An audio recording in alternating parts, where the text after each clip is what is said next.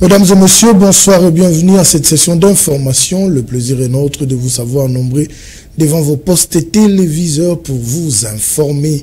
Ouvrons cette édition par la présidence de la République, promotion de la recherche scientifique et de l'innovation technologique en République démocratique du Congo.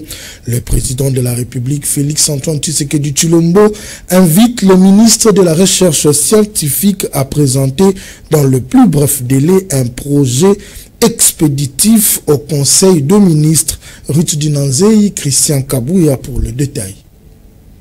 C'était au cours de la cérémonie de clôture du Forum du génie scientifique congolais que le président de la République a fait part de sa détermination à soutenir la recherche scientifique et l'innovation technologique en République démocratique du Congo. Pour ce faire, le président de la République a instruit le ministre de tutelle à présenter dans le plus bref délai un projet de texte législatif au Conseil des ministres pour garantir un financement innovant et adéquat pour les recherches scientifiques et innovatrices. Pour lier l'utile à l'agréable, le chef de l'État Félix-Antoine Tshisekedi a demandé à ce que les innovations retenues durant ce forum bénéficient d'une large promotion et d'une réelle prise en charge par le gouvernement. Félix-Antoine Tshisekedi s'est montré émerveillé par les prouesses réalisées par les innovateurs congolais qui ont exposé dans les chapiteaux du Palais du Peuple quelques produits de leur génie créateur. Ce deuxième forum sur la recherche scientifique et l'innovation technologique avait pour objet principal de promouvoir les inventions Made in Congo et de faire participer l'élite scientifique congolaise au développement du pays. Sur plus de 400 projets des inventeurs résidant au pays et à l'étranger, 50 ont été primés après décision du jury.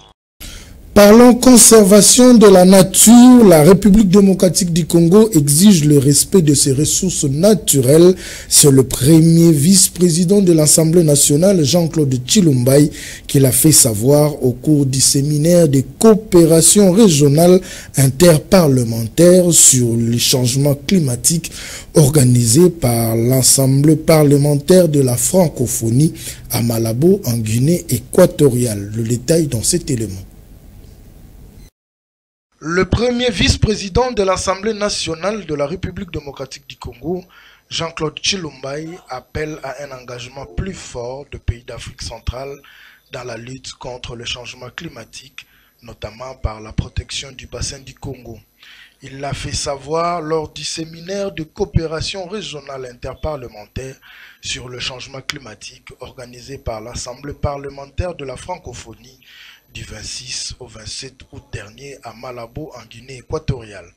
À la tête de la délégation congolaise, à ses assises, le premier vice-président de l'Assemblée nationale a souligné l'importance du bassin du Congo dans sa régulation du climat mondial. Le partenaire congolais a également saisi l'occasion pour dénoncer les agressions dont est victime la République démocratique du Congo, notamment le pillage de ressources naturelles dans le parc de Virunga par le Rwanda. Ce séminaire, qui a réuni des délégués de plusieurs pays d'Afrique centrale, a permis de mettre en lumière les enjeux liés au changement climatique dans la région. La participation par visioconférence de Laura Fabius, ancien ministre français des Affaires étrangères sous François Hollande et président de la COP 21, a apporté une expertise précieuse au débat. Parlons à présent de l'incendie qui a ravagé le pavillon 5 du marché de la Liberté. Chose promise, chose faite, la première ministre a reçu une délégation de vendeurs de ce marché afin d'échanger avec eux. Le gouvernement congolais promet une aide financière aux sinistrés pour subvenir aux besoins immédiats de leur ménage. En dehors de ces fonds, autres fonds supplémentaires seront débloqués pour permettre aux commerçants de relancer leurs activités. Suivez. 2 jours après le tragique incendie qui a ravagé le marché de la Liberté, le plus grand de l'Est de Kinshasa, la première ministre Judith Suminwa a décidé de venir en aide aux victimes en leur accordant une assistance financière d'urgence. Cette décision a été annoncée ce lundi par la primature à l'issue de plusieurs heures de discussion entre le chef du gouvernement et une délégation de vendeurs du marché dans son cabinet. Dans un communiqué publié par la cellule de communication de la primature, il a été précisé que Mme Judith Suminwa a également promis de débloquer rapidement des fonds pour permettre aux commerçants de relancer leurs activités. La première ministre a encouragé les vendeurs du marché de la liberté à structurer leur commerce afin de bénéficier des avantages liés au système financier et commercial formel. Ainsi, ils pourront facilement accéder au crédit bancaire pour plus de rentabilité. En outre, la chef du gouvernement a recommandé la création d'une commission chargée d'élaborer une liste définitive de tous les sinistrés ayant effectivement perdu leurs biens afin de leur fournir de fonds nécessaires pour relancer leurs négoces. Les représentants des victimes ont demandé un délai de 72 heures pour finaliser cette liste. Judith Soumina Toulouka a souligné l'importance de cette activité, particulièrement en cette période d'approche à la rentrée scolaire. Cette intervention rapide de la Première ministre vise à soulager les victimes et assurer une reprise rapide des activités commerciales dans cette zone stratégique de la capitale de la République démocratique du Congo. Parlons santé à présent, une épidémie bat son plein en République démocratique du Congo. Il s'agit de la variole du singe, communément appelée Mpox, qui continue à accroître en République démocratique du Congo. En ce jour, 35 nouveaux cas de décès ont été recensés au cours de la semaine, portant le nombre total de décès à 610, allais-je dire, depuis le début de l'année. Suivez. La République démocratique du Congo fait face à une grave épidémie de Mpox avec un nombre croissant de décès signalés dans plusieurs provinces. Selon le dernier rapport du ministère de la Santé publique, Hygiène et Prévoyance sociale, présenté par le ministre Roger Kamba, 35 nouveaux décès ont été recensés au cours de la semaine, 33 portant le nombre total de décès à 610 depuis le début de l'année. Au cours de cette même période, 1372 nouveaux cas suspects et 206 nouveaux cas confirmés ont été enregistrés, soulignant la propagation rapide de la maladie à travers le pays. Le taux de létalité est actuellement de 3,4%, un chiffre préoccupant pour les autorités sanitaires. Les provinces les plus touchées par l'épidémie se situent à l'ouest de la République démocratique du Congo, à savoir l'Équateur, Sud-Ubangi, le Maïndombe, à l'est, le Sud Kivu, le Nord Kivu, au sud, les Lualaba, les Olomami, au centre, le Chouapa, la Chopo, le Sankuru, le Kasaï et le Nord-Ubangi.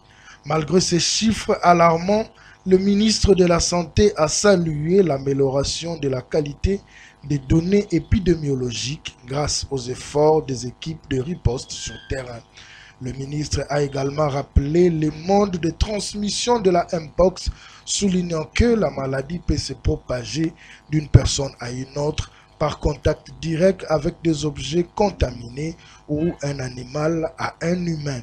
Il a exhorté la population à suivre strictement les mesures de prévention telles que le lavage régulier de mains, la désinfection de surface et l'évitement de contacts non protégés avec les animaux sauvages.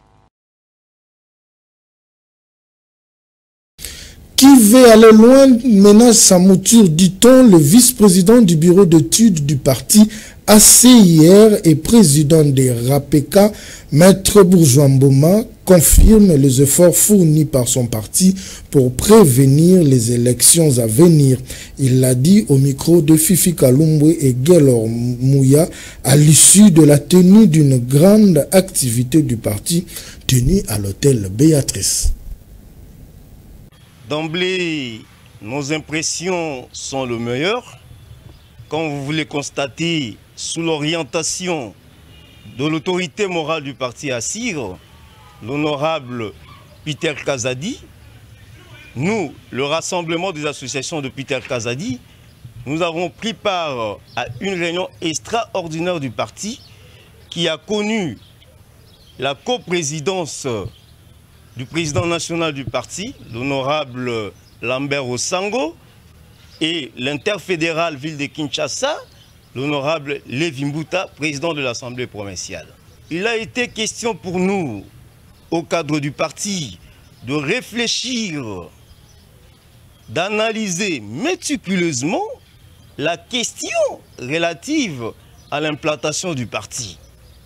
Le président national déclare dans son allocution, je cite, « Le parti Assir sera le parti le plus grand en 2028 », fin des citations. Ce qui explique, le président national déclare dans son allocution, je cite, « Le parti Assir sera le parti le plus grand en 2028, fin des citations. Ce qui explique que c'est une interpellation à tous les hauts cadres du parti, qu'au moment où la pluralité de partis politiques ont tourné leurs réflexions autour des entreprises publiques, mais nous réfléchissons par rapport à la position de notre parti en 2028. Quoique le parti Assir est représenté valablement au niveau de l'Assemblée nationale, valablement au niveau des assemblées provinciales, à titre illustratif, ici, au sein de l'Assemblée provinciale, nous comptons 4 députés provinciaux. Ce qui explique que nous sommes une force non négligeable au sein de notre famille politique. Il est question pour moi, président du RAPK, d'exhorter toutes les structures membres du RAPK, de se mobiliser comme un seul homme afin d'assurer la matérialisation effective de cette vision. Parlons de la ville-province de Kinshasa à présent. Kinshasa Ezobonga, c'est le slogan du gouverneur de la ville, Daniel Bumba, qui reste déterminé sur une transformation de la capitale congolaise afin d'éradiquer l'insalubrité, surtout que la saison pluvieuse s'approche. Delphin Moukeba nous en dit plus.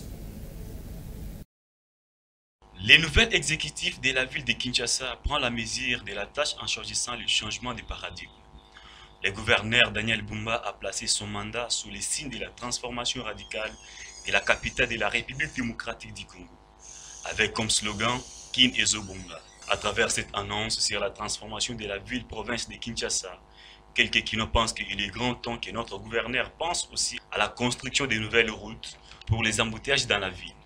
Pour les autres, la saison des pluies approche, surtout ceux qui vendent dans des marchés, précisément le marché des Zigida. Ils demandent l'implication du gouvernement provincial, tant national pour les moments difficiles qu'ils traversent pendant la saison des pluies. Le gouvernement a na total na population et comme na Kinshasa ebele circulation eza ebele nani bambutuyage na nzela banzela kutu ya kosala eza ebele.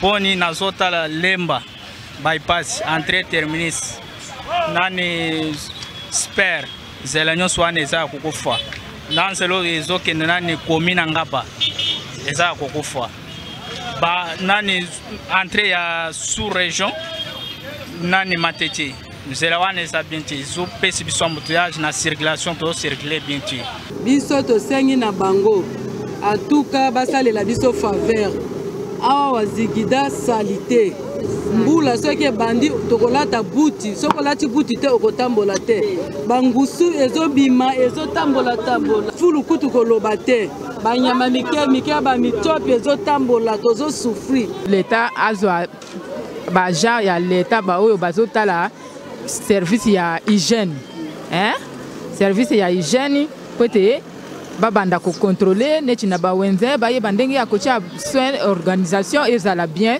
peut-être soin ezala. Kin Ezobonga doit se vivre dans tous les secteurs, surtout que nous sommes vers la saison pluvieuse. Parlons société à présent. La fondation Tembele Boukou Jean-Jacques, sensible aux maux de la population quinoise, était à la rencontre ce mercredi 28 août de sinistrés de l'incendie du quartier Pakadjouma dans la commune de Limete. La fondation Tembele Boukou Jean-Jacques, porteur de messages de réconfort, a également apporté un message de sensibilisation contre la variole du singe, le Mpox. Suivez ces reportages de Joseph Majondo et Samuel Ilunga. Ayant un sens très élevé de sensibilité aux problèmes des autres, la fondation Tembele Boukou Jean-Jacques était à la rencontre des rescapés d'un incendie qui s'est produit au quartier Pakadjouma, à la commune de Limete. Rehaussant physiquement de sa présence lors de cette visite, l'initiateur de la FTBJ, l'honorable Jean-Jacques Tembelebou, digne fils de Limete, était accueilli en liesse par les habitants de cette localité.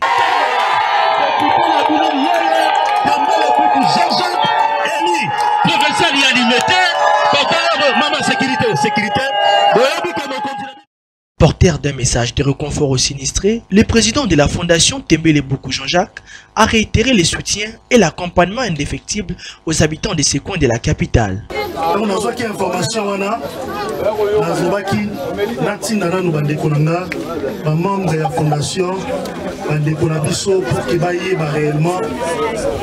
moto wane utaki wapi banani baza ba victime et nous lengeni ni tokoya pour assister ba ndeko na biso boye to boye te bandeko bayaki basalaki musala ya komona na bino oyambaki bango malamu bazwaki bakombo ya moto moko na moko bazalaki victime et bapesa bino message na ngai ya encouragement ya consolation tobetina maboko makasi. Touché par cette situation catastrophique qui a réduit plusieurs habitations en cendres et a causé la perte de plusieurs biens de ménage sans aucune assistance des pompiers, la FTBJ, par l'entremise de Jean-Jacques Tembelebou, a remis les enveloppes aux familles des sinistrés et quelques produits d'hygiène, notamment les savons, les désinfectants, les cache-nez et les préservatifs, afin de sensibiliser aussi les habitants de Pakadjouma, épicentre de l'épidémie Mpox, à mettre en pratique le méthode d'hygiène afin de réduire la propagation de cette épidémie qui fait rage actuellement à la ville-province de Kinshasa. Il y a eu un fait qui a ravagé beaucoup de maisons et la plupart des victimes font partie de ma base et j'avais décidé de descendre, les rendre visite, les consoler, voir comment apporter ma contribution par rapport aux difficultés qu'ils ont. La deuxième raison, c'est voir de quelle manière les interpeller parce que nous sommes conscients de l'épidémie qui ravage la province de Kinshasa, les monkeypox, qui se propage avec une vitesse vraiment énorme. Et la commune de Limete est considérée à ce jour comme l'épicentre en fait de cette maladie. Et les quartiers les plus touchés, c'est ces quartiers, c'est cette zone Pakadjouma. Et j'étais dans l'obligation d'interpeller la population, de les sensibiliser pour qu'ils fassent vraiment attention et qu'ils puissent respecter les mesures barrières pour éviter à ce que la propagation soit réellement évolutive. Il faut rappeler que la fondation Tembelebou Jean-Jacques met en exergue le bien-être de la population dans son axe santé. Elle est déterminée d'aller en guerre contre cette épidémie avec l'accompagnement du ministère provincial de la Santé et assurer une plénitude dans les soucis de mettre fin à la propagation du virus de Mpox. Toujours dans le cadre de ces vacances parlementaires, l'élu de Limete, l'honorable Tembelebou Jean-Jacques, était encore ce mercredi 28 août 2024 au quartier Ndanou pour s'imprégner personnellement de l'évolution de la construction des digues qui seront érigées le long de la rivière Ndjili afin d'épargner les habitants de ce coin aux inondations qui font face depuis plusieurs années. Une fois de plus, Joseph Majondo et Samuel Ilunga. Dans le cadre de ces vacances parlementaires, l'honorable Jean-Jacques Tembelebou a effectué une descente surprise au quartier Ndanou, l'un des quartiers de son fief électoral. Le but étant de recueillir les attentes de la population et de les transmettre aux autorités urbaines pour des solutions appropriées. L'élu de la municipalité de Limete a rencontré les mamans. Ensemble, ils ont y échangé comme mère et enfant. Ils ont un moui, ils ont un moula, toujours nabino. Quel que soit le problème, avant naya basango ya matanga, basango badei moi mingi, malgré temps, mais nous avons ensemble. Mais comme tout comme suffisamment dégagé, à tout moment qui besoin, ezala te naza nabino elongo. Oye baba problème nyonso ezali na ba secteur nyonso possible, tozu ba konzi asika. À la fin de ces échanges, le fils du terroir a remis quelques pannes à ses mères, signe d'amour et d'attachement à celles qui l'ont porté et lui ont accordé un siège à l'Assemblée provinciale de Kinshasa. Merci mingi papa.